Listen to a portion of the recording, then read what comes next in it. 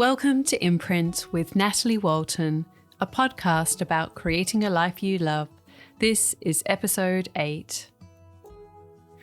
Hello everyone, thank you for joining me today on Imprint. I've got a great conversation here today with Jodi Wilson. Some of you may know her from her blog and Instagram feed, Practising Simplicity. She has recently spent the past couple of years traveling around Australia with her family in a caravan, sold off all of her possessions, and we talk about that experience as well as the process of letting go of things that she had to go through in the lead up to it. She's also an incredible photographer, a beautiful writer, and someone who I like to think of as a friend. We've met a few times over the years, and we certainly have had many kind of online chats, and if we were living a little closer, I'm sure that we would be in contact even more. She really is a calm and reassuring voice and a like-minded creative, and I'm sure that you will enjoy this conversation. It is a little longer, but I encourage you to listen all the way through because we have got some great things at the end too. Thanks so much for listening.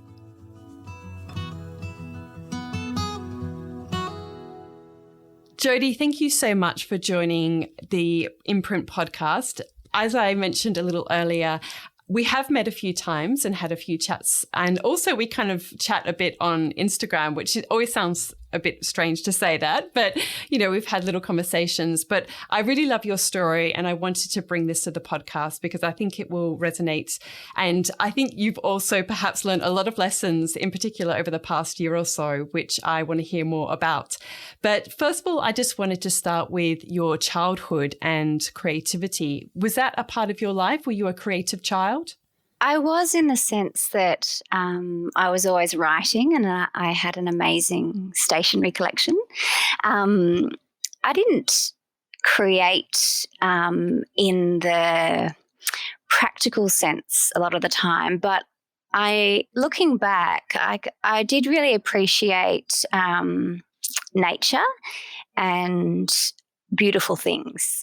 So I feel like, and I think my teenage bedroom was such a great example of, I was actually looking at a little Polaroid picture that I'd taken of my teenage bedroom a few weeks ago, and it's all I can describe it as is glorious clutter. Like, there was just books everywhere, and there were postcards that I'd found and stuck off on the wall, and there was lots of pillows, and it's where I kind of, I've basically, my parents still live in the same house that I grew up in.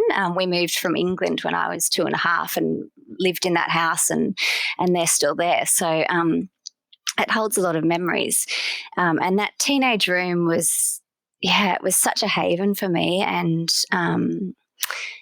I was there through high school and, that rigorous HSC year and then university. And apart from a short stint in Sydney at university, when I moved out of that house, I actually moved in with Daniel. So, it's that was, I think my teenage bedroom was most definitely my creative outlet. And, it was just full of colour and texture and words, really. I'm always fascinated by people who their home is still the home that was from their childhood, because I've moved a lot. My mum has moved a lot. And so I did, the longest I've ever lived in one house was my early childhood house. But other than that, I've probably moved on average every 2 years, and my kind of mum has probably moved every 2 or 3 years. So I've never had that strong connection to one single place. And the fact that you can actually go back there, that, I don't know, that would blow my mind to sort of be able to step back into my children. that. Yeah. And Daniel, my partner, he went to something like 13 different schools growing up. So he moved every year with a single mum. So his experience is very different. And it's interesting because, I had a very everything was very secure in my childhood. And I think that has made me a little resistant to change, and I'll talk about that a bit later. But I don't think that's been such a good thing. So interesting.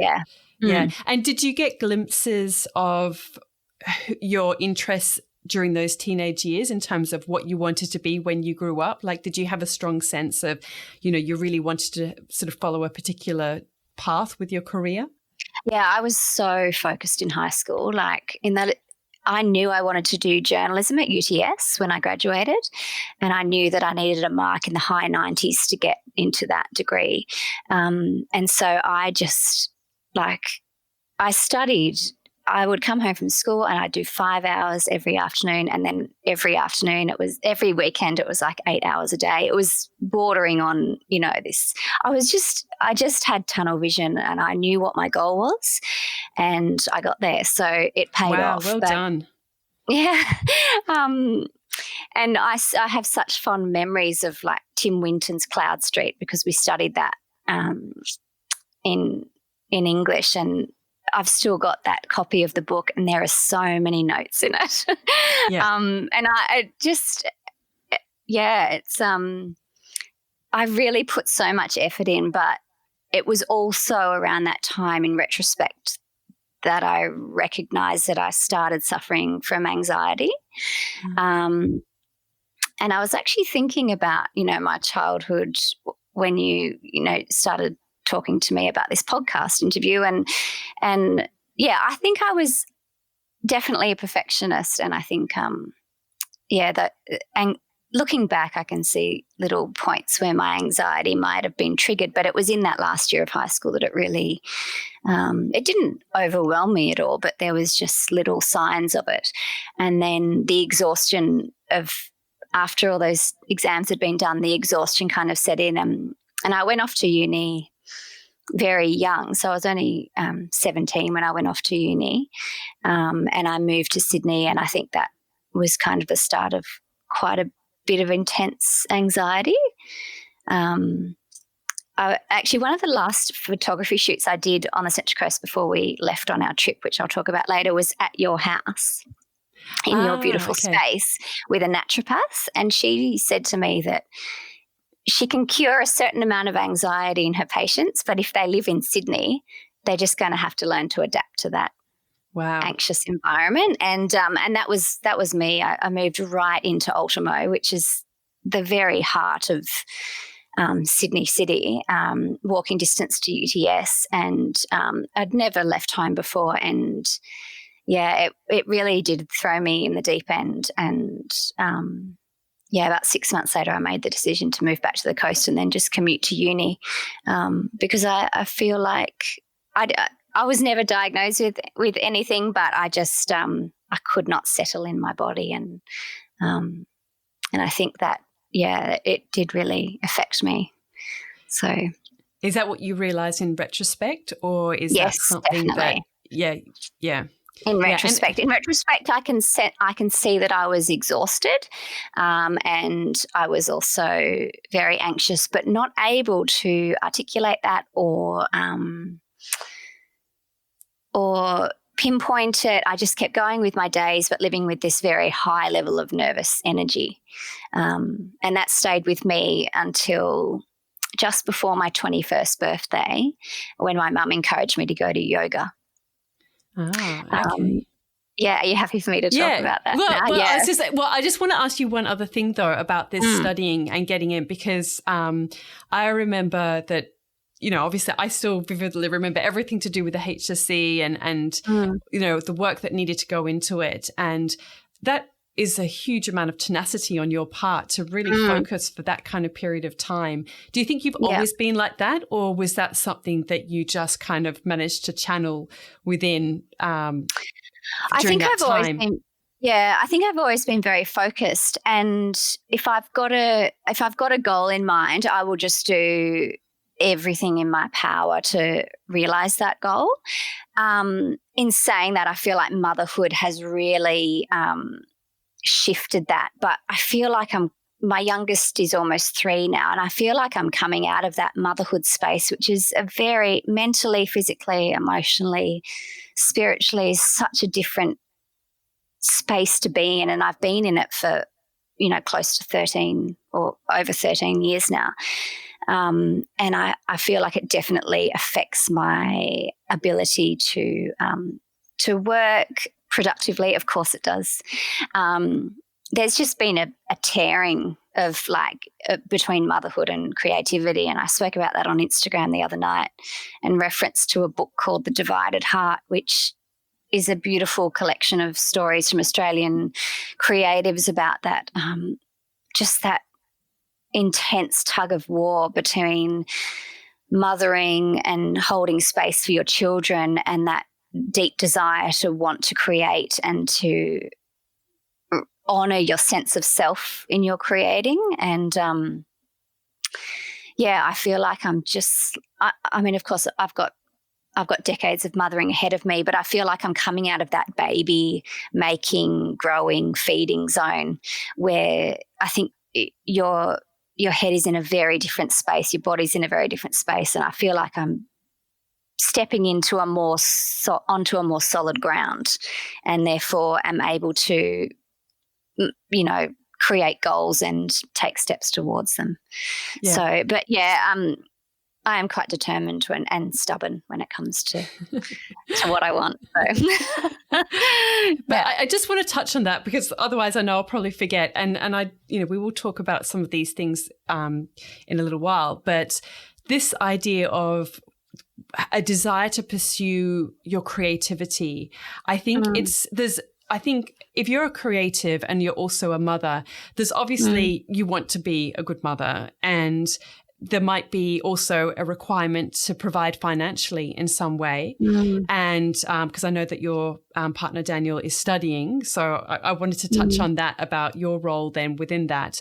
But then also there's this idea of actually wanting to create, which is not necessarily related to wanting to make money. I mean, even for me, like this podcast, it's, I don't have sponsors or anything like that. It's really wanting to kind of go on this journey and learn about the process. And I love engaging with people. And it's this desire within me to do that. But yeah, I get that sense from you a lot, like with your photography and the other things. It's not just about, you want to make money, but you've kind of got this desire within you to create something. Would you say that's true?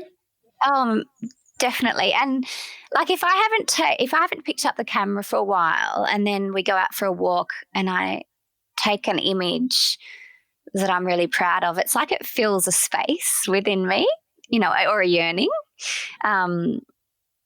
which is it's just satisfying, that creative void, I suppose.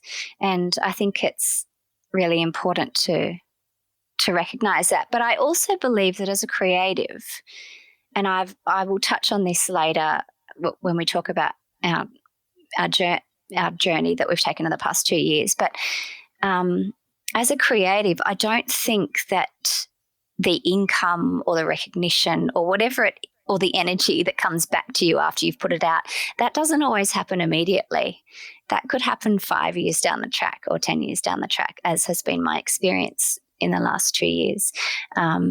So I think as a creative, it's really important to recognize that the result and that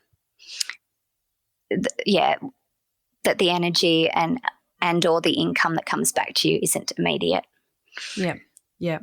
Okay, so let's go back a bit then. So you did your university degree in communications, and then how did you then? What was your next step then after that? So I had planned. I was working freelance for some magazines, and I actually wrote a book on bridal fashion because I was working for Hardy Grant Publishers for their bridal magazines as a freelance writer. And then I wrote a book for them on Australian bridal fashion, and I literally wrote it in my teenage bedroom. And I flew to Melbourne and drove to Sydney and interviewed Australia's best bridal designers, really, which was really interesting because I'd grown up with an auntie that was a wedding dressmaker and had always spent a lot of time flicking through her bridal magazines, and now I got to step into these ateliers and fawn over this amazing silk and lace and talk to designers about their process. So that was that was quite an interesting step into the magazine world.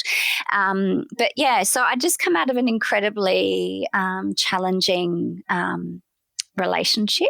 It had been a very long on and off relationship, and my mum and dad had been going to yoga, and they said, look, you should, why don't you just go to yoga? And I'm always quite resistant to new things. That's a pattern that I've picked up on over the years. And so I finally went, and I was this tiny, tiny frame, and I was tiny and literally just this ball of nervous energy. And I had been for years, but I hadn't recognized it. And I met Marty, the yoga teacher, and she ushered me into the studio, and she said, just sit down on the mat.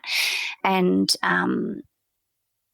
there was there's probably about 10 other people in the class, and they were all a lot older than me, and that was fine. And so I just, sat cross-legged. I didn't really know what was going to happen. And she sat down and started the class, and she said, I just want you to feel your breath. And the tears just started, and I still get emotional thinking about it, because it was in that moment that I actually felt my body, and it had been the first time in I don't know how long that I'd actually come into my body and just was aware of it. And it was one of those life-changing moments, really, because it was quite confronting and relieving all at once. And so I started going more and more to these yoga classes, and I feel like I found my place a bit. Like I loved it, and I'm flexible anyway, so it was kind of I'd never been good at any sports or anything like that, and I'd found my physical release. I was like, I love this, and it doesn't require me to dance or have rhythm, but I can just follow my breath. And it was amazing. And shortly after I started going, I said to Marty, look, how do I become a yoga teacher? Because yoga teaching and freelance writing seemed to be such an amazing career to have. I was like, well, I could just continue freelance writing and do yoga teaching on the side. And she said, well, you do an apprenticeship with me and you study at the ashram. So I enrolled in yogic studies at the ashram, and that was another really positive and affirming experience that I was kind of on the right path. And I suppose it was my first introduction to the concept of simplicity, the ashram environment. So it's the simplicity there is very austere. Everything that is there has a purpose and a function. And it basically says that the notion of physical space means that you can have mental space. And you'll notice that all yoga studios have that. There's no clutter. But at an ashram, it's kind of even more disciplined, I suppose, because it is a place for people to come and to,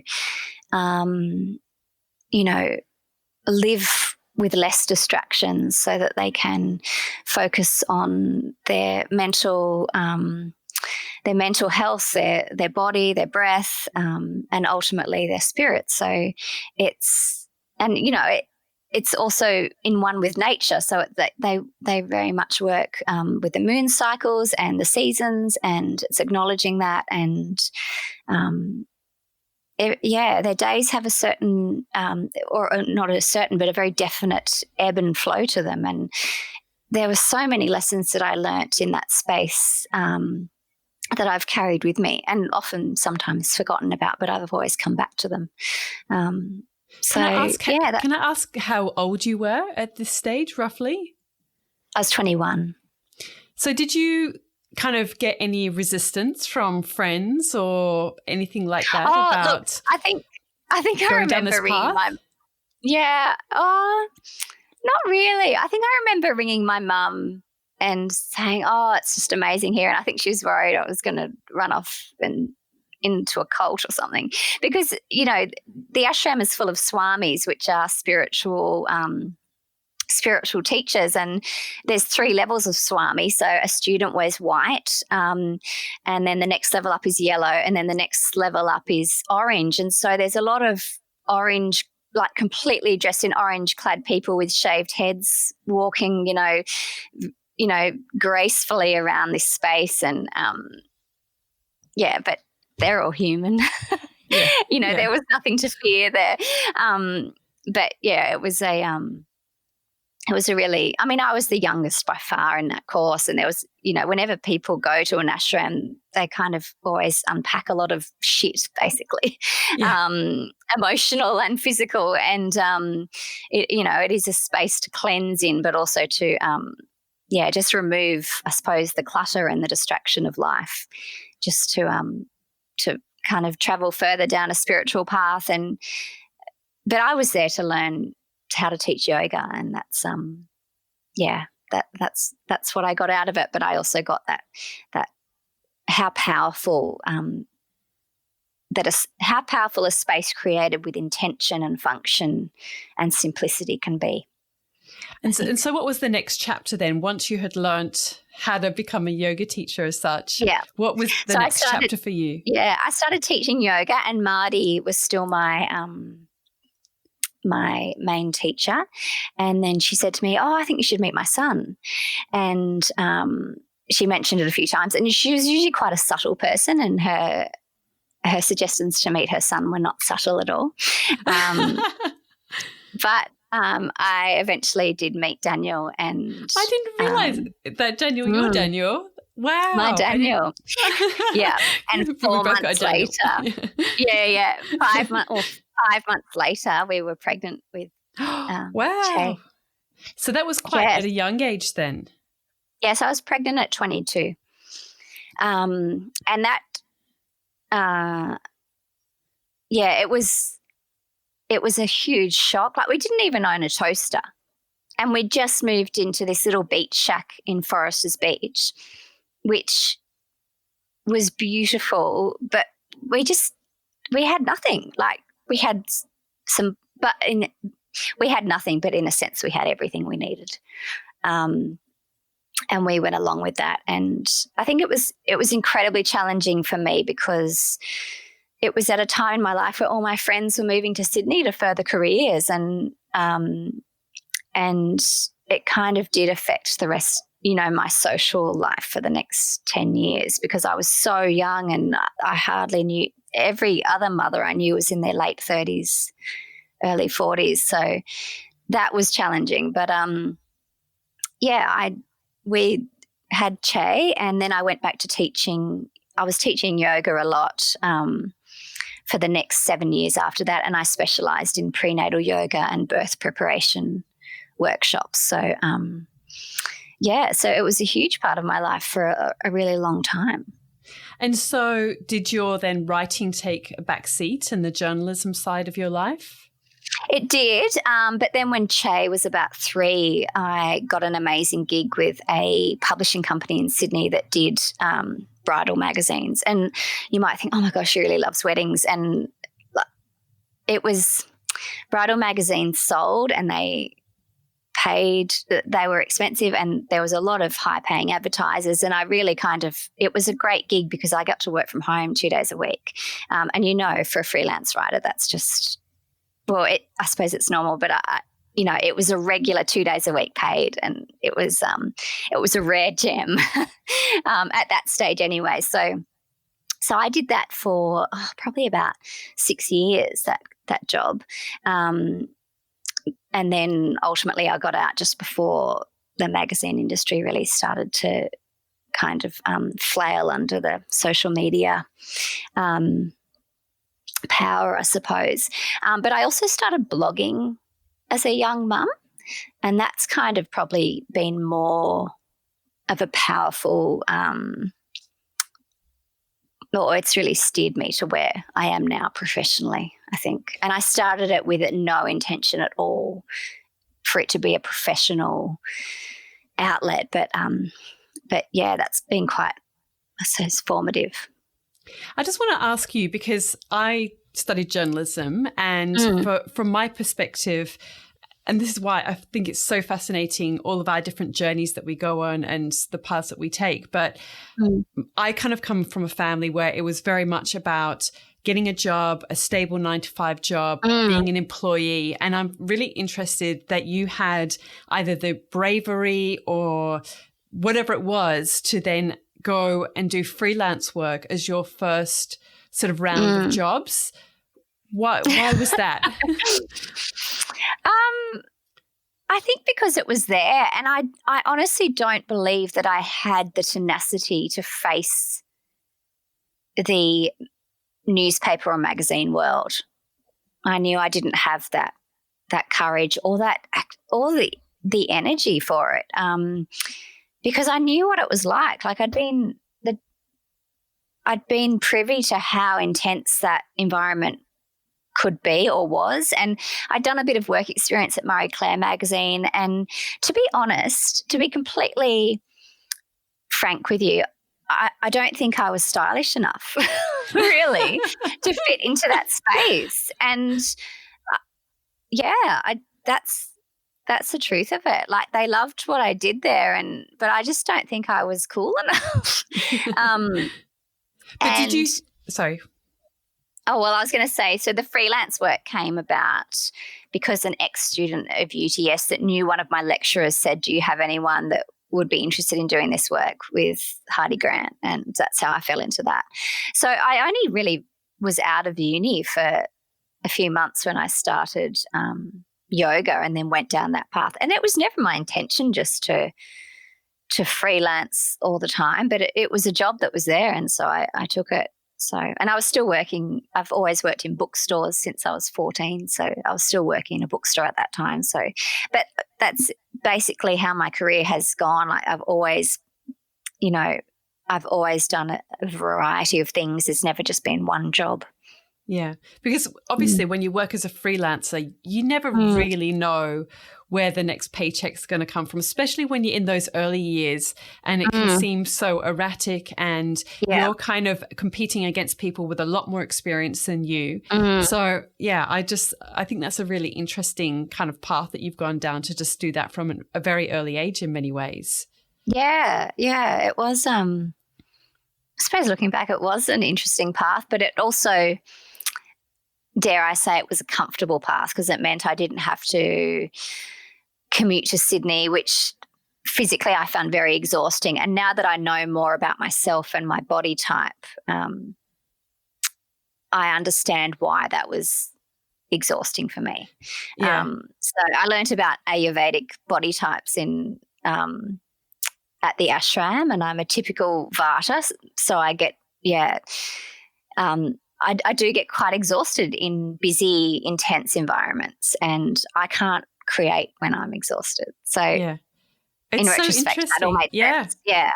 It's really interesting because for me, it would be more confronting at that age to be trying to get freelance work than to go for the security of just having like a kind of 9-to-5 job. So it's so fascinating how our different personalities in that way, like everyone's different personalities, kind of have to respond to what's innate in you. So so let's go. I also didn't have to pay. Like I was still living at mum and dad, so my outgoings were very slim. I drove a $200 1978 Triumph car that, yes, it cost a bit in petrol, but it was $200 when I bought it. And I suppose I had the privilege of choice, and I didn't have a lot of outgoings. So where did photography come into all of this then? So I started blogging in 2008, and that blog is still going. And I'd never really heard of a blog before, but I literally just stumbled upon one when Che was about 6 months old, and I was kind of feeling very lost as a new mum, and I really did find my place in that blogging world. And I know everyone talks about Instagram now, but it was the Australian blogging world back then was very tight-knit. It was so supportive, and it was the most beautiful creative community. And I still am connected with so many readers and other bloggers that I met back in that space. And it wasn't probably until 2011 that the whole idea of sponsorship started to come into blogs. And that's when it got really controversial, because readers were so offended back then by the fact that people had started monetizing their blog. Like I can't express, like, the comments that some people received on sponsored posts were like, how dare you? Like, we've been reading you and we deserve just to be able to keep reading non-monetized content.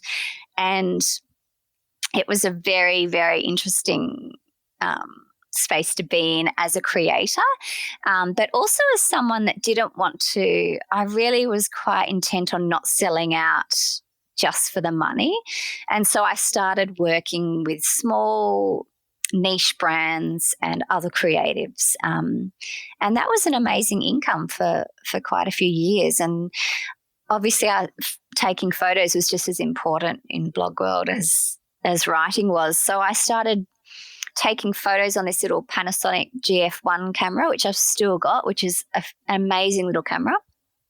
And I think it was in 2011. Yeah, I was heavily pregnant with my daughter Poet, and I met Tim Coulson, who has since become a really good friend. And he kind of was a self-taught photographer that really, really kind of got very busy from going from not taking photos at all to being quite a highly respected wedding and family photographer. And he started doing workshops. So I learned how to shoot manual on my camera and literally just went from there. And so I've done a lot of editorial work over the years. But in the most recent years, I've done a lot of family photography shoots. I love looking back at the progression of my work and seeing how I've created my own style from that. But so the journalist writer is still a writer, but very much probably earns more from her photography now. So it's an interesting journey.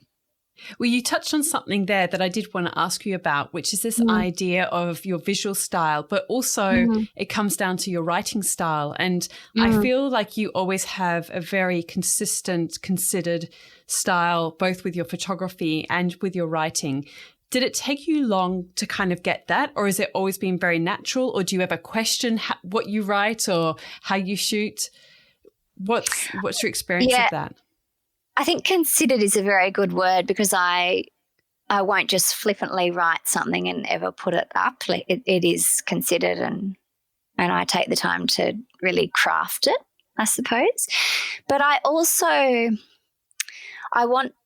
think this is where those years and years and years of blogging, like 3 times, 4 times a week, really served me well, is that I know how to write and connect with people in a very conversational way. And that's always been my intention as a blogger, because it is, I suppose, a more personal way of communicating. And I think it's served me well on Instagram, but it's also what comes most naturally to me. So I know I'm speaking to you and articulating myself well with you here now, but if I'm having a conversation, sometimes I honestly believe I'm a better writer than I am a conversationalist. And I think I intend for my writing to feel like a friendly, personal conversation. Whereas my photography is very much, I suppose, if I was to kind of figure out whether the subject matter or composition or light was more important to me, that I always shoot with light being the priority. So light's kind of my inspiration, I suppose, and really playing with shadows and light, and I have worked out over the years, and I think I don't think you can really teach anyone this, but is to look at a room and see the light and know where I'm going to place the subject, or to move myself around the subject without them being aware and photographing from a different angle in order to capture that light. So, that might not make complete sense, but I hope it does. Yeah. And so where's yoga now in all of this? It's interesting because I kind of left it when I was pregnant with my third. So I've got 4 children. And I was halfway through my pregnancy with my little boy, Percy. I just felt like I couldn't. Prenatal yoga is very, very draining for any yoga is quite draining for a teacher, because you're holding a space and you're also taking in all the students' energy. And so with prenatal yoga, women would walk into the space with trauma and grief and fear and also elation and the highest hopes for their birth that was coming up. And I don't believe that I just taught prenatal yoga. I really nurtured and kind of guided women through that journey, that emotional journey of moving into motherhood, whether it was their first, second, or 5th time.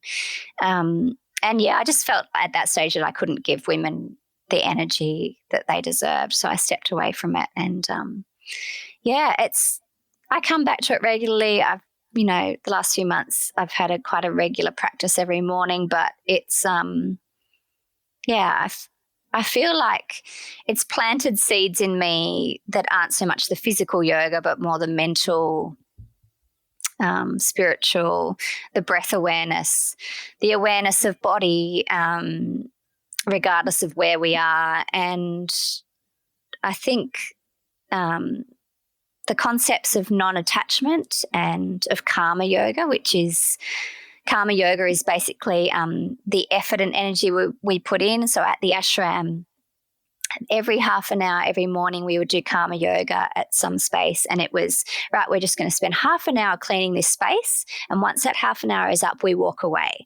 And so for the perfectionist in me, it was quite a revelation, because I was like, I can work on this for a certain amount of time and not spend all my energy on it. And it doesn't have to be perfect and it doesn't have to be complete, but I've got a lot of it done. So just introducing those ideas of we're setting aside this time to clean the bathroom, and we're going to do half an hour. And if it's not finished in that time, that's okay. And so we're just going to walk away and move on to the next part of our day. And for motherhood, I feel like that's for everything. For everything. What an amazing lesson. And just not having that attachment to that end goal, which for a perfectionist like me is really challenging, but also incredibly beneficial. Just to put that effort in, and not just to do the job, but to just be mindful of what you're doing while you're doing the job. Which is, I'm really flighty, and I've always been a dreamer, and so to bring all my, like, if I'm cleaning, you would probably be very frustrated watching me clean a house, because I literally pick something up and put it down, and then I'll walk over to this place and wipe the bench, and it drives Daniel he's like, what are you doing? Whereas he just focuses on one thing. So as you can tell, those lessons we have to come back to them a lot.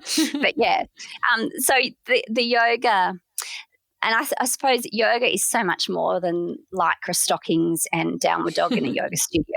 And the ashram really did plant those seeds of mindful thinking and non-attachment and just general awareness of breath and body and intention with me. And that's what stayed with me over the years, more than I definitely don't have an amazingly toned yoga body now after 4 babies, but it's all that other stuff that's really been meaningful to me. So okay, so we have to talk about your trip, because I've got so many questions about this, and I guess I just give me or give us all a little bit of an insight into the tipping point to wanting to decide to do this trip? Because I think it's something that a lot of people think about. I mean, within our family, we've spoken about this, but to actually sort of make that step and make it happen, that's something else, isn't it? Yeah, it is. It is. So I just birthed my fourth child, Marigold, and we were living in a house in just a rental in Baddo Bay on the Central Coast. Daniel had been working in the film industry for probably the past 6 years, and he was working at AFTRS, the Australian Film, Television, Radio School in Sydney. So 3 to 4 days a week he would commute down to Sydney, and it would take him over 2 hours each way. So it was a really arduous commute.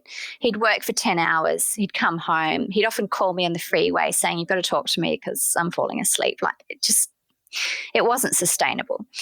Marigold was 3 months old, and her birth was incredibly healing, and I had a really tough birth the third time. And so her birth was incredibly healing, and it just really restored something in me. But it also, as soon as I held her in my arms, I had this incredible, overwhelming sense of completion.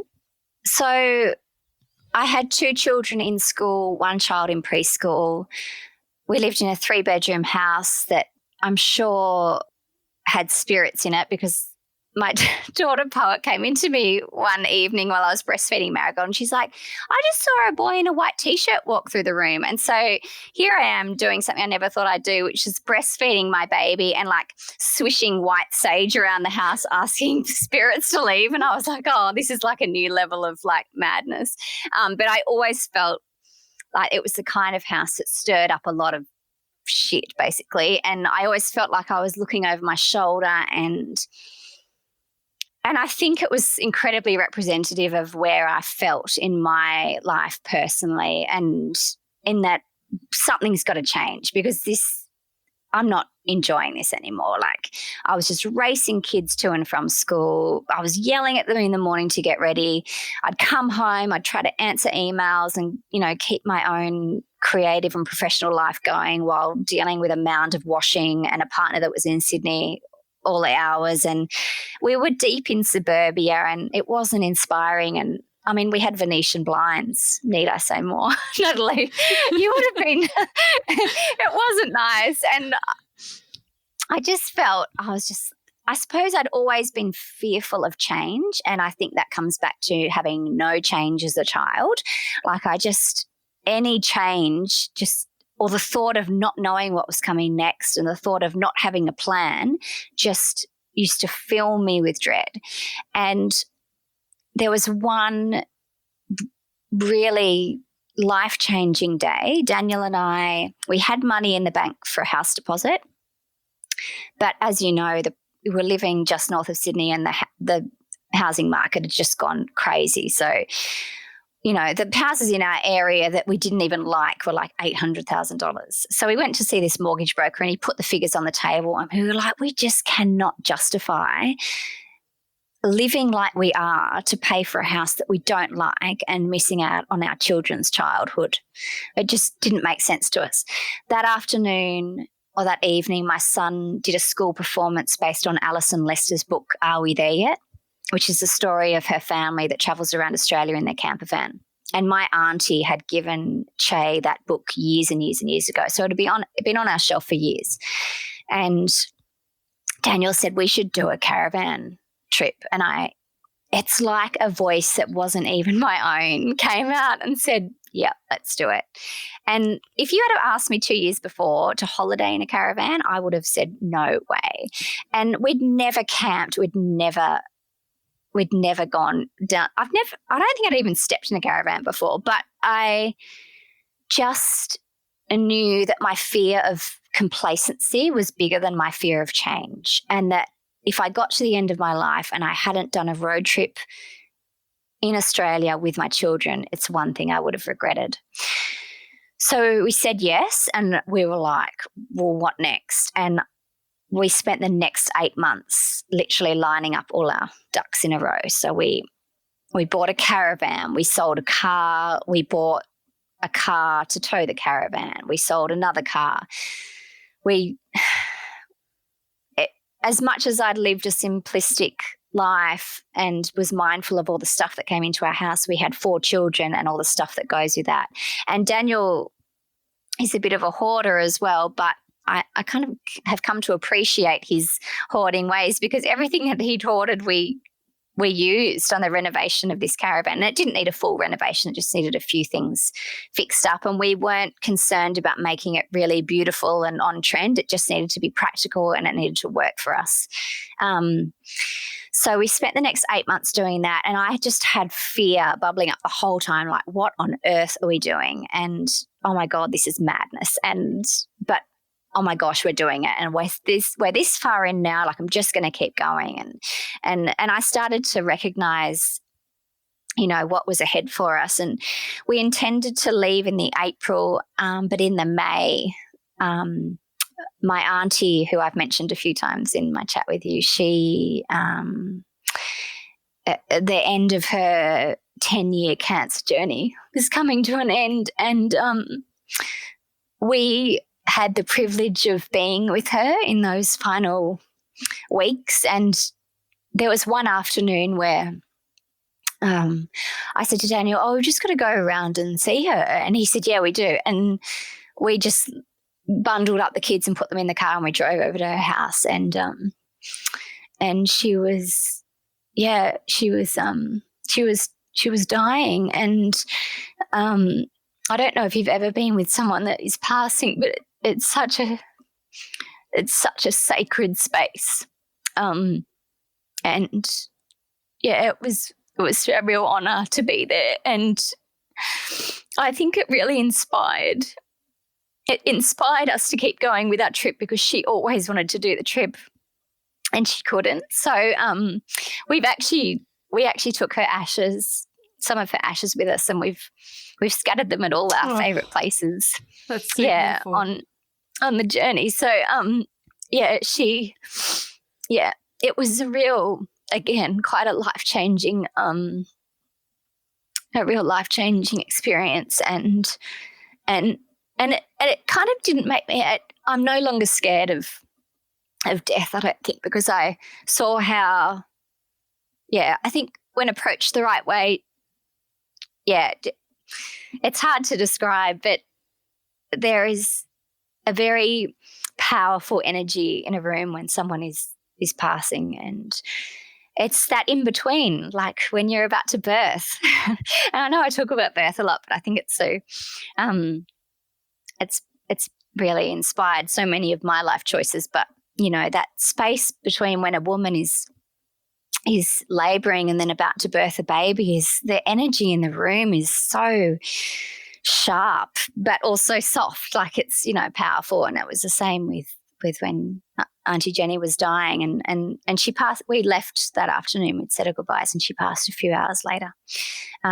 So we kind of we had her funeral, and then we had pulled the kids out of school, and we spent the next month just clearing out our house, which is not an experience that was, it was really hard. We'd sold like 80% of our belongings in the months leading up, but at the end, when you've always got those boxes that you don't look through, and then you just stuff them in the corner and you look at them when you're at the next house. We couldn't do that because we had a caravan, and some things we used every day, like step stools. We had like 3 in the house. We couldn't take them in the caravan. So I was so my mum came into the rental house at 9 a.m. one morning. We had to be out at 4 p.m. that afternoon, and the lounge, she just went, oh, Jodi. Like it was like transition in labour. Like I was rocking on the floor, and I had this crawling baby, and I was trying to do home distance education with the 2 school kids because they'd started that already. And then I had a preschooler asking me questions, and the kids still needed to be fed. And it was just like Daniel was still doing the work on the caravan, and it was it's not a week that I would wish upon anyone. It was intense. And then we got rid of all our furniture, and we actually had to sleep in the driveway in the caravan for the last 3 nights because we didn't have any beds inside. And it was like, oh. So it was totally, our council garbage collection pickup was so big, and I felt so guilty for it because I was like, oh my gosh, that's such a waste. But then Daniel went back the next day, and the local hoarders had literally come around and stripped it bare. So at least, my trash definitely became a lot of people's treasure. But yeah, when we actually got in the caravan, so it was like 6:00, and our house was actually being knocked down by the owners. They were going to rebuild, and so we didn't have to clean it, thank goodness. And we got in there. We got in the car, and it was the first time we'd all been in the car with towing the caravan. And it's a 24-foot caravan, so it is quite big. And we literally just stuffed the last of what we need, like shoes, and like the basket of shoes was stuffed in there. And we drove 40 minutes to the other side of the coast. And Daniel reversed the caravan in the dark, which reversing a caravan is difficult. We do it quite easily now, but I remember, and Marigold screamed the entire journey, and so I was standing outside in this caravan park breastfeeding her in the dark. I'm on the phone to Daniel, and I'm like, right, go left, and he's like, but I am going left, but when you steer left, the caravan actually goes right. Oh, yes. And then we got inside, and 2 of the kids are already asleep, so we put them in their beds, and then we somehow found a pot and a tin of baked beans, and our eldest son and Daniel and I just sat on the bed and ate this tin of baked beans, and that was our first night in the van, and that was almost 2 years ago. So it's a journey that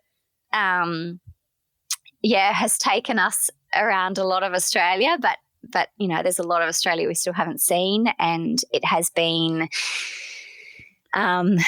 it's been full of challenges and very life-affirming moments as well. So, okay, before we get onto that, and I mean, I feel like we could probably talk for 3 hours, so I'm going to be conscious of not asking too many questions. Yeah. However, it's funny that, to talk about this right now, because I've actually been going through those boxes, those boxes you just mentioned about the ones that just kind of keep getting pushed along from house to house. Yeah. And while in many ways I do cull a lot, and like in our general living space, we don't have much clutter with those kind of things. The things that I actually find the hardest to let go of. So we've still got like 3 decent sized boxes of photos from when Daniel and I were living in London and traveling around Europe, and we did loads and loads of trips. And these are all photos that I have intended to get into albums and have never got into albums. And it's like my one day I'm going to get these photos into albums.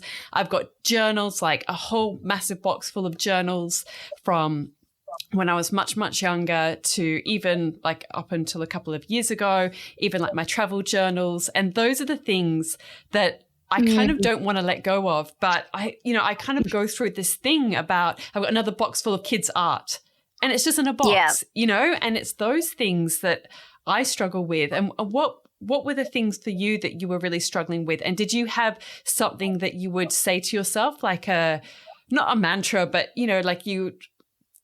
a word of encouragement to yourself, or how did you deal with those things for you? Yeah, I suppose the sentimental items. Yeah. Well, we chose not to pay for storage because storage is quite expensive. So we did sell a lot of stuff, and then I suppose we've got one of those tiny little backyard sheds at Daniel's mum's with stuff in it, and we've got a cupboard at my mum's house. And I just suppose I listened to my heart more than my head when it came to that stuff. And now that we're isolating in a house in Tasmania where we are at the moment, I do miss that stuff. I kind of miss looking through my box of magazine tear pages that I've torn out as a teenager and have kept for this many years. And I've got those too. Yeah. And there's actually one that I've got, and I'll send you the photo because I've got a photo of it. There's one that I've got which is of a girl standing in the doorway of a caravan. And I've had it since, I think it might have been in a really early edition of Real Living magazine. And I've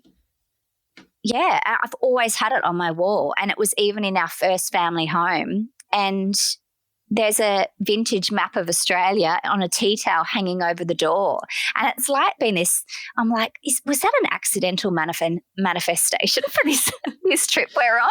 So those things do have meaning. Like, that magazine tear page that I had stuck to my teenage bedroom wall is now the lifestyle I've been living for 2 years, the girl in the caravan. So I think that stuff does have meaning, and I think that's the stuff that I miss at the moment because I can't touch it and be close to it. So I'm glad I just listened to my heart. And it wasn't a hard decision. Like, sometimes it was a hard decision, like, do I keep this child's stuffed toy that has got but you've got 4 kids, and like, how many stuffed toys do they need? And I suppose it's been interesting also to listen to the children and what they remember and what they miss about, what we've packed away. But generally we just packed away very useful items that we knew that when we had a house again we would need. I packed away like beautiful patchwork quilts that I had made for the children, books, a lot of books that I found such comfort in books. And so there's lots of books. There's our beautiful wooden timber table that I salvaged from one of the first houses that was ever built in Erina Heights. And when the woman passed away from that house, her daughter was clearing it out and she invited us in, and there was this beautiful wooden table there with the scald from the teapot was still on the table, and she said, oh, you can have that table. So we just carried it home with us, and that house has since been knocked down and replaced by a Masterton home, which just like kills me whenever I used to. But stuff like that is, my timber table, and they're the things I miss now. So I think when it comes to those items, you just have to listen to your heart and not so much your head. And I think I've really shifted my perspective on simplicity and minimalism and function. And I think, my blog is Practising Simplicity. It's something I've intended to do for a long time. But I think the simplicity aesthetic, which is what a lot of people are caught up in, is very different to the simplicity function, which is if something is useful and you use it, but it might not be timber, then you should keep it because it's useful, it's functional. And I think Daniel is a prime example of that. Like he's kept these things in these boxes of like cables and tape in the garage for years and years and years. And I was always like, just get rid of that. It's just cluttering. And then we used it all in our caravan renovation, and he kept it because it was useful. And I think that, that simplicity of a very practical sense. So it's the whole caravan journey. I suppose for me, it's provided a very strict discipline when it came to what we were carrying with us. And it's a very empowering feeling to step outside your caravan and look at it and know that everything you need is in that space in front of you, and that the 6 of us could live very comfortably in this 24-foot space, which is about 7 metres. 7 metres by probably, I'm actually sitting in here now, 7 metres by about 2.5 metres. We've got everything we need. And I really loved having those boundaries because living in a 3-bedroom house, I felt like we were accumulating stuff without me even noticing sometimes. And I found that really overwhelming.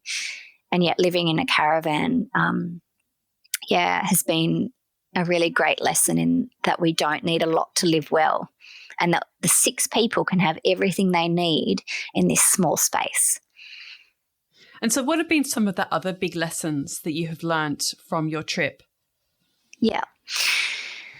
For me, like I still had a lot of fear going into this trip. And some of my biggest fears were breaking down on the side of the road. And then that happened all the time because we got 3 months into our trip, we realised that our Land Cruiser needed an entirely new engine at a cost of between $20,000 and $30,000.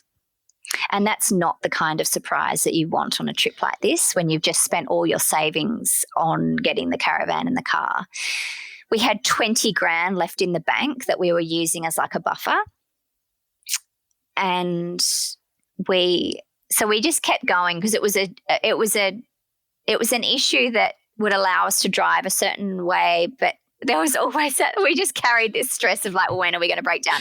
And we got to Tasmania and we didn't realize Tasmania had so many incredibly big hills, and it was quite I sound like a mechanic when I talk about it, but it was a dusted engine. So basically it affects the pistons and affects the turbos. So this Land Cruiser is trying to pull this 3-ton caravan up a hill, and then it just stopped and we had to reverse. I'll never forget it. We had to reverse the car and the caravan down a hill in country Tasmania, and it was petrifying. And now when I think back to it, hilarious. But after that, we were like, okay, we need to get this new engine. So we found an amazing mechanic in Melbourne, and we spent 10 weeks in this really dingy caravan park when it was getting really cold, and there was 1 week where the kids got gastro, which was another one of my fears. And we literally drained our bank account to put that new engine in, which was very scary. But since then, we've just kept going. And there's a few major lessons that have come out of it for me. Within the first 2 weeks, I felt a profound sense that like 300 of my mental tabs had closed because we didn't have any plans ahead of us. And that was really liberating and empowering. And I felt like, oh my gosh, I don't have to think about school or like lunch boxes or washing uniforms or doing that washing or clearing that cupboard or making sure this is paid. Like it was just so enlightening for me. And also the sense that I didn't have any obligation to be anywhere or to do anything. That was really nice as well. I've been able to, I suppose it comes back to having less distractions. So when you take away all the distraction in your life, you kind of focus more on yourself, and you kind of can't skip over all those, not so much faults, but like, I think you get to know yourself a lot better when you live like this, and you get to know your family a lot better because you're living very closely. And so I've learnt, more about, what feeds me and the way I react to situations instead of respond to them a lot of the time. So I work on more responding to situations. I've learnt that I'm still anxious and can be quite fearful. And so I've really been working at placing more energy into trusting myself in situations.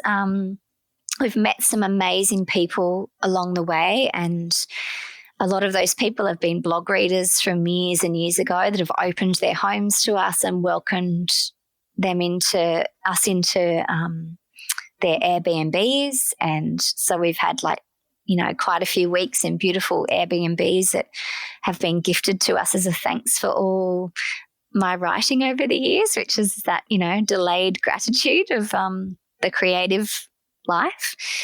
The dusty, long, sometimes arduous road to Uluru was probably one of the most memorable parts of our trip. It was hard, but it felt like such an adventure, and I encourage anyone and everyone to make their way to Uluru. And it took us 5 days or 6 days from Adelaide to get there, and we just took it slow. We kind of realised early on that slow travelling was the best way for us. And then we spent like 10 days there, and some days we'd just go and sit at the base of Uluru and just be there. And that was the kind of travel that really made sense to us, to actually be in a place, whether it was Uluru or just a little country town in Victoria, and just kind of soak it in instead of rushing around ticking things off the list. That was never our intention. We just kind of wanted to be together and to see a bit of the country. And it's been a really beautiful way of experiencing it. And also, yeah, just getting to know ourselves on a deeper level, which hasn't always been nice or happy, but we've grown as a result, as a family and as individuals, and me particularly, because I think I was the one that was most fearful of what this would mean. And I think and I still get overwhelmed when I think about what our next step is. Like, we had intended to move into a rental in Tasmania. This family were going to Western Australia in their caravan, and we wanted to experience a winter in Tasmania to see if we wanted to settle here long term. And of course, their plans fell through because of COVID, and we opted to isolate pretty early in an Airbnb that we'd actually stayed in for a few days earlier in the year. So I chatted to the owner and I said, look, can we spend a week here and make some plans? And we spent a week here, and then COVID kind of got really serious, and we're still here 2 months on. So it's a beautiful house in northern Tasmania. It was actually on Grand Designs years ago. So it's built with the light and the gum trees as its greatest inspiration. And so it's flooded with light, and there's trees out of every window, and that's where we are now. But as to what comes next, I'm not really sure. And as I said, I can still get overwhelmed by what do we do now? But I think that it's a very strange time to be making decisions like that. So I'm just kind of focusing on the daily stuff and writing a lot as a result, I think. So, yeah. What I want to ask you about, because probably because we'll sort of need to start wrapping up soon. But I've got this one question, and I think it applies to creativity. It applies to Instagram and how you show up there. It applies to so many different areas of our life, and perhaps also to even your caravan trip and how you chose to go about it. Is this idea of being really true to yourself? And I think we live in a world where there's so many distractions. We're presented with so many different ways that people live their lives, and, tantalizing kind of very filtered versions of people's lives. And it can be so easy, I think, for so many of us to kind of get caught up in how other people are living their lives, when really I always find that whenever I then kind of tap into living my life for me and for my family, that's actually when I feel the most calm, the most centered. And I just wondered about, for you, what your experience of that is. Because I kind of get the sense that you have a strong sense of your own self and your journey with that. And has the trip related to that, or, and even how you show up on Instagram and what you choose to share there? I kind of feel like this idea of being true to yourself is central to it all. What are your thoughts on that? I agree with you, but I think I can quite easily waver from that. And I'm very conscious of that, of staying true to myself and not getting swept up in what we don't have. So I think a challenge for Daniel and I has been, and people have brought it up with us even on our journey, like, I can't believe you spent all your money on this caravan and you don't own a house, and like, what about your future? And that still plays on us quite a bit, but it's also been the best decision we've made because it felt like it was the best decision for us. And if I think back to those early blogging days, like, authenticity was always my main motivating factor. And I bring that to Instagram as well. And Instagram can be so fickle. I know people that just can't be on there because it makes them feel so bad about their lives. And these are intelligent, educated, grounded women. And so I'm very wary of painting an honest picture. And that's the thing, it's finding that balance between a beautiful image that doesn't always depict a perfect life. I'm very conscious of that. I'm not a real selfie person. Like, I'd just rather take a beautiful picture of a misty field and put it up with some words about motherhood. And yeah, I've never gone about it like, oh, is this gonna like get me heaps of followers? Like, I just want to resonate with the followers that I do have, and they've been following me for, since 2008. It's a long time, and so I'd rather connect with those people that know my story, and continue the story with them, because that's what ultimately we're all sharing, isn't it? It's a story, and we're kind of in control of what we do share.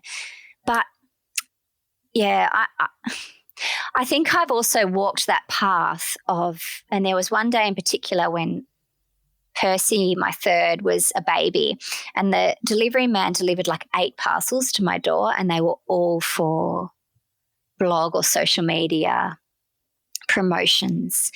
And I remember the feeling I got when I received them, and it was just obligation and dread that I had to unpack these parcels and share them with the world. And that was when I decided that I wasn't going to do this for sharing of products anymore. And yes, I've continued to work with brands on an editorial basis, and I've occasionally promoted a product that is in line with my values and my family and something that we use. But I really have stepped away from that overt consumerism side of social media and blogging, which, yeah, it's a really fine line. But I think I think we've all come to a place now where we know deep in our hearts and our heads that the promoting of blatant consumerism isn't okay anymore, and it's actually quite dangerous to our livelihoods. And so how can I move forward and earn money and still be authentic to myself and still put food on the table for my family? Like, it's a really complex situation, but, well, it's working so far, and that I'm doing it intentionally. And has that even answered your question about creativity? Yeah, I suppose I never want to put something up that makes someone feel bad about their lives, or about, and I realize that, we worked hard to have this opportunity to travel and work, and I've got the kind of work that allows us to do that. But we've also, we've only been, we haven't been on an overseas holiday every year. We've always had secondhand cars. Like, my phone is I think it's like an iPhone 5, and I just own it outright. And we don't have a lot of outgoings, and we buy secondhand, and they're kind of choices that we've made to be able to have the opportunity to live on the road for 2 years and to experience all that's come with that. But I also don't believe that everything I've experienced has to happen in a caravan on the road. Like, you can just make the conscious choice to, instead of going to the shops on the weekend, just go to the ocean or the mountains instead, and be a conscious consumer and follow people that aren't just going to sell you stuff all the time, but are kind of going to sell you a lifestyle or sell you knowledge, or, choose who you follow so that it's an enjoyable, educational, inspiring activity, instead of one that leaves you feeling drained and jealous, because you don't need that. And I think, actively choosing to follow the authors and the photographers and the activists and the gardeners and the permaculture specialists, I think it's a choice that's worked for me anyway. I've actively chosen to just be really conscious of those things that trigger jealousy or envy or doubt in me, and not go there anymore. And I think as a creative just as a person, that's something we can all choose to do, and I think it's something we should choose to do. Great. Okay, I'm just going to ask this one last question. So you touched on it a little bit, but this idea, though, of sort of balancing creativity, but also making a living.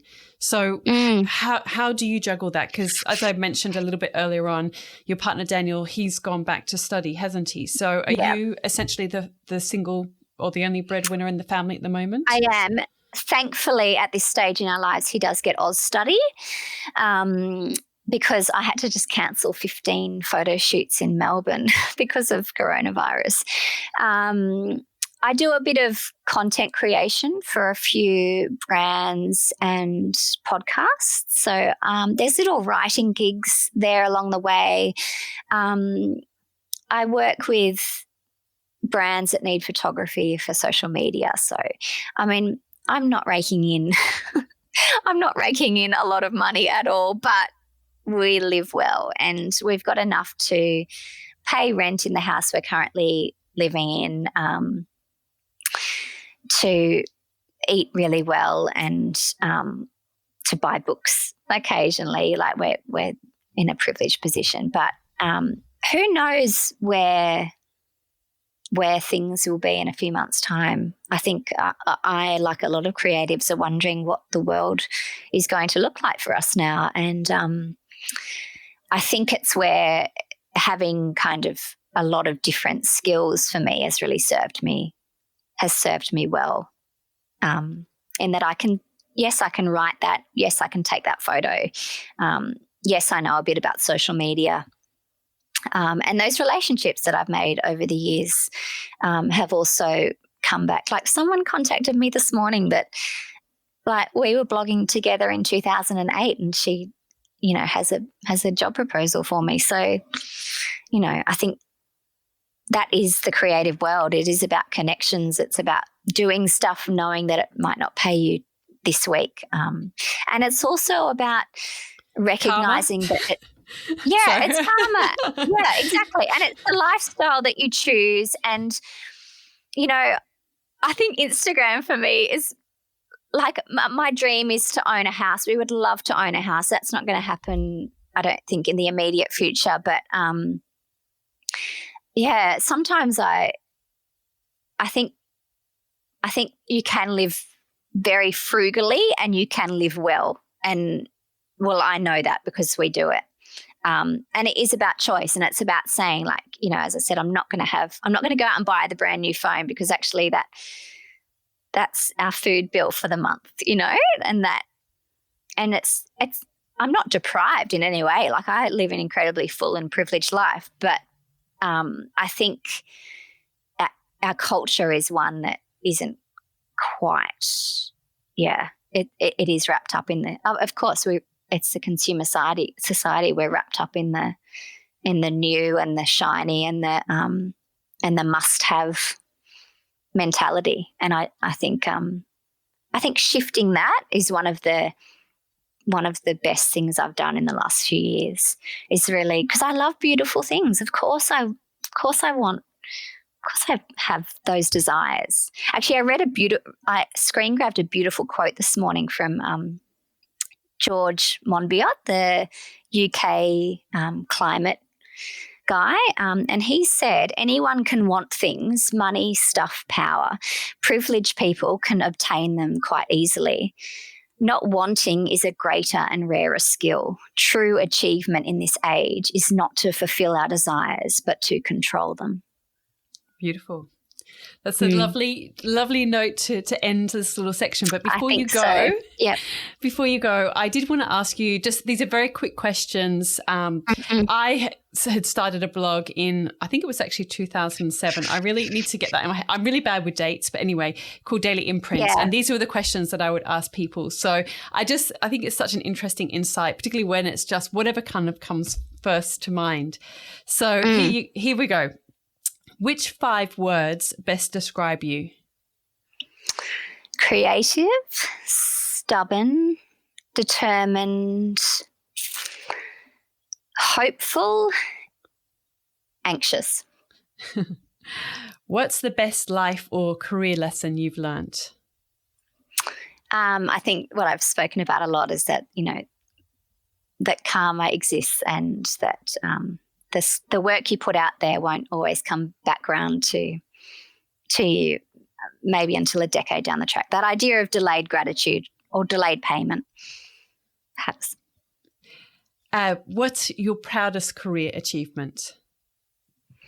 Oh, I think it's probably going on this trip, because I suppose it has been a career achievement in a way, but maybe just having the confidence to turn up and photograph a family in an environment I've never been in before, and to give them photos that they treasure.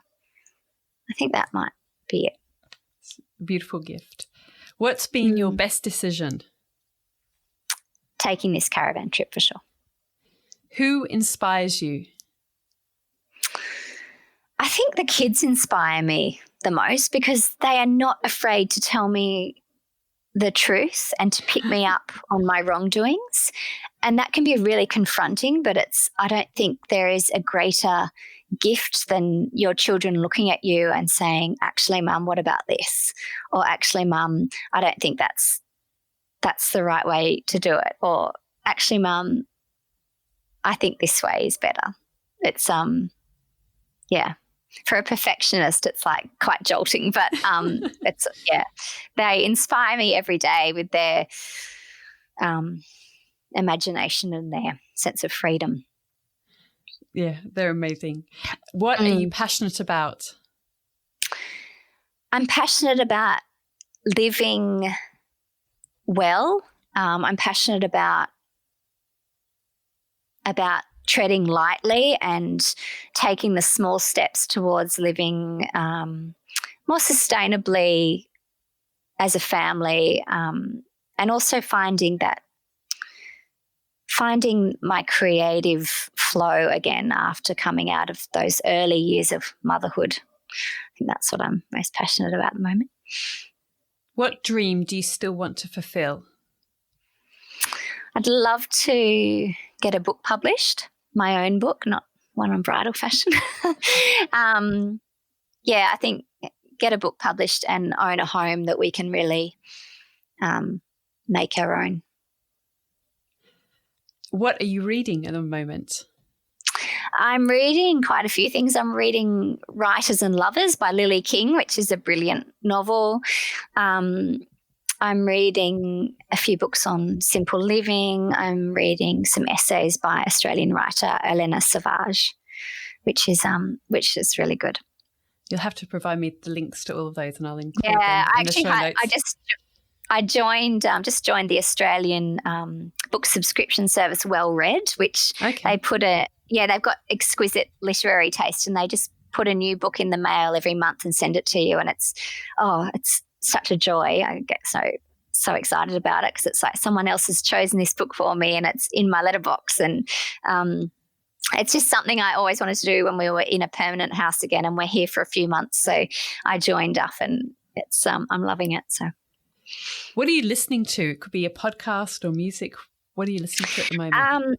I'm really loving the Future Steading podcast, which is by Jane from Black Barn Farm, and it's basically about creating a home for our future and creating sustainable practices that will serve us well. And I think it's incredibly timely for where we're at now. It's an amazing podcast. I'd learned a lot, and there's a lot about creativity in there as well. Being creative with our homes and our gardens and our mindsets. I'll have to definitely check that one out. Yeah, you'll love that. Yeah. Yeah. And if you could give your younger self one piece of advice, what would it be? Come into your body, get to know your body and your breath, and get grounded. That's what I would say. I spent far too many years flitting about in nervous energy, not really feeling my feet on the ground. And and I feel like this caravan trip is another extension of that. It's definitely grounded me in a way that I didn't have living in a house, because you're so much more vulnerable to the elements. You're on the earth. A lot of the time you're very conscious of the water that you're using because you only have a certain amount. It's been a very kind of back to nature experience for me, and it's been quite healing in a way to live, so close to and in the midst of nature. Beautiful. Thank you so much, Jodi. It's been so interesting to hear a little bit more of your story. It's been really lovely. And I had hoped that we would be able to do this for real in Tasmania, but that didn't quite happen out how life sometimes does. But hopefully we can meet up another time. And that would be lovely. Yeah. Look forward to chatting to you then. Thanks again. Thanks, Nat. I hope you enjoyed listening to this conversation with Jodi. I will include all the show notes over at nataliewalton.com/podcast.